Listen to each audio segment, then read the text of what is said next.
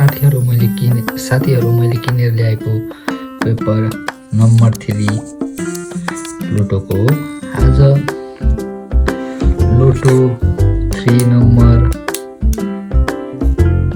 को लागि 0 देखि 9 सम्म लाइन छ। त्यसमा एउटा तपाईलाई मनपर्ने अङ्क चाहने, अनि दोस्रो लाइनमा नि 0 देखि 9 सम्म छ, त्यसमा ठान्ने।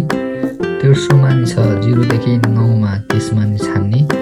र छानेर तपाईहरू जस्तै उदाहरणको लागि 0 देखि 9 सम्म एउटा अङ्क लिने।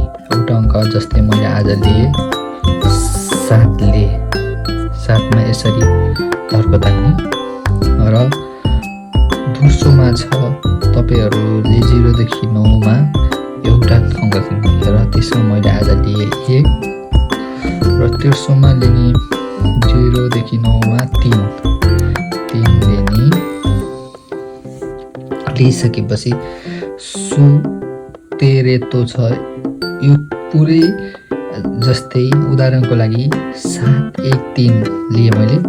यसमा धाए भने आज साँझ 7:30 बजेतिर प्रकाशित हुन्छ यो लोटो 3 को।